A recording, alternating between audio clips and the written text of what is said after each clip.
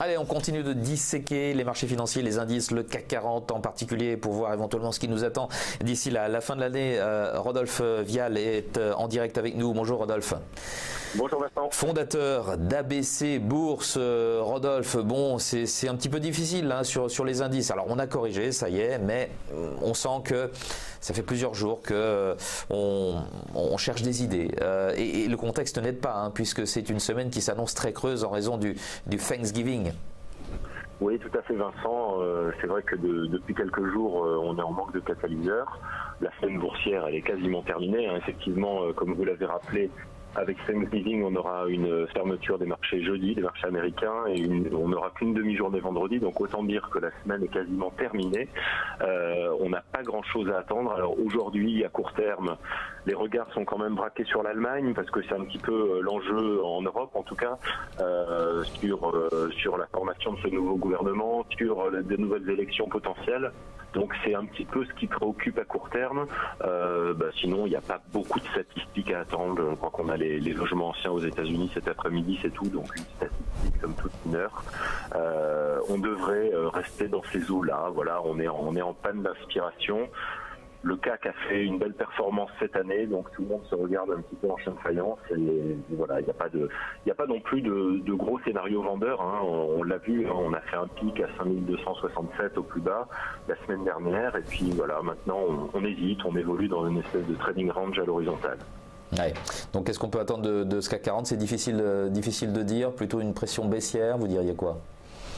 Je pense que oui, alors tout dépendra de l'agenda qu'on aura sur les prochaines semaines, même si on n'attend pas de gros éléments, et une surprise est toujours possible.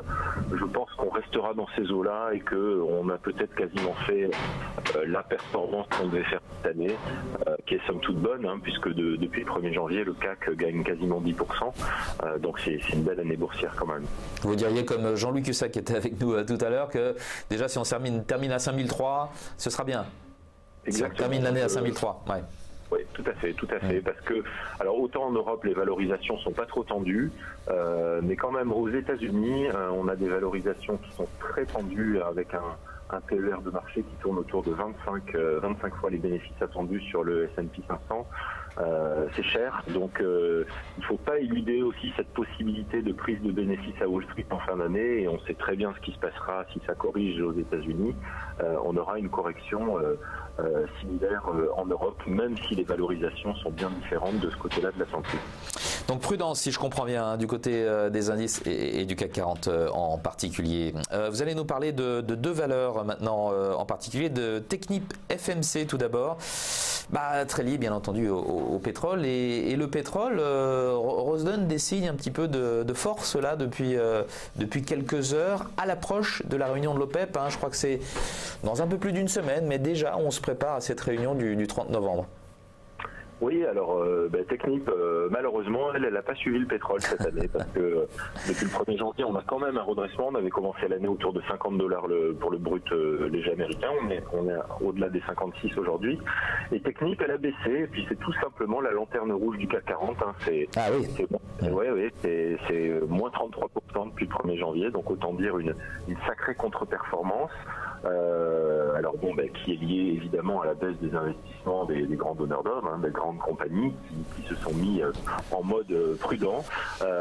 Du coup, elle a souffert. Mais je pense qu'on a touché le fond, et les analystes commencent à retourner leur veste un petit peu sur le dossier. Alors, on en saura plus d'ici une semaine, puisqu'on a ce qu'on appelle un Investor Day, donc une réunion investisseur où le groupe présentera sans doute les perspectives et les projets qui sont en cours. Mais il y a des surprises à attendre. On a notamment un gros projet russe, le projet Yamal dans le gaz, qui pourrait être une belle surprise.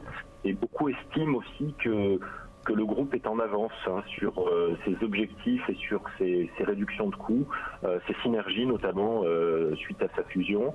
Donc on pourrait être sur un point bas, et en tout cas on est en retard sur le redressement du brut. Donc 2018, ça pourrait être le retour, et ça devrait être le retour des investissements dans le secteur parapétrolier. Technip a une belle avance, notamment sur des spécialités comme le offshore. Donc je parie sur ce groupe, en tout cas dans le secteur, j'en fais ma valeur favorite, avec un objectif de 26 €, assez conservateur pour l'instant, mais enfin ça laisse un potentiel de plus de 15% déjà sur les cours actuels. Très bien, valeur favorite, votre valeur favorite, on retient Technip FMC. On passe à la pub, rien à voir, on passe à la pub avec Publicis. Publicis également malmené, hein. Alors là, c'est pas une tendance sur toute l'année, je pense pas que Publicis soit parmi les plus fortes baisses, mais quand on regarde quand même ces derniers mois, c'est une valeur qui souffre énormément d'un effet secteur hein, aussi. Hein. On a vu que quand WPP a fait son profit warning, forcément Publicis a suivi. Oui, complètement. Alors en termes de performance, c'est moins 18% depuis le 1er janvier, hein, donc ça fait aussi très mal. On est très loin des 10% gagnés par le CAC 40, quasiment 30% d'écart de performance. Effectivement, comme vous le rappelez Vincent, un profit warning de WPP, mais également de Havas, donc un secteur qui est un peu à la peine et surtout que les investisseurs ont eu tendance à déprécier ces derniers mois. Les grandes agences font un petit peu peur en fait, à vrai dire. Devant les nouvelles méthodes de marketing, les réseaux sociaux, etc. Ils se font prendre des parts de marché. Hein. Ils se font prendre des parts de marché par les sociétés de services informatiques. Ouais. Exactement, elles auront du mal peut-être à s'adapter à ce nouveau modèle. Alors, il ne faut pas non plus trop les sous-estimer. Il y a eu beaucoup d'acquisitions, donc il y a un savoir-faire dans ces agences. Il y a toujours des gros clients. D'ailleurs, il y a des rumeurs autour du budget L'Oréal pour Publicis qui devrait conserver ce budget, alors qu'un budget à plus de 500 millions d'euros quand même sur l'année, avec une grosse part d'achat média télé. Donc, elle se paye historiquement peu cher aujourd'hui. Hein. C'est 11 fois les bénéfices attendus en termes de PER. Sur ce type de valeur de croissance qui a longtemps été une locomotive, c'est historiquement faible. Donc c'est quelque chose que je regarde. Et en outre, si on se projette un petit peu, on a vu qu'au troisième trimestre, alors les chiffres ont un peu déçu. C'est ce qui explique la correction des derniers mois. Mais malgré tout, il y a eu une belle croissance aux États-Unis et le groupe a fait mieux que le marché, une croissance de 3% organique, alors qu'en Europe elle a été faible. Donc ce bon indicateur américain laisse penser quand même qu'il ne faut pas enterrer Publicis trop tôt et qu'à ce prix-là, c'est une valeur plutôt père de famille que je mettrai en fond de portefeuille pour le moyen terme. Donc c'est votre deuxième valeur favorite alors? Exactement. Après Technip FMC. Bon, voilà, très bien.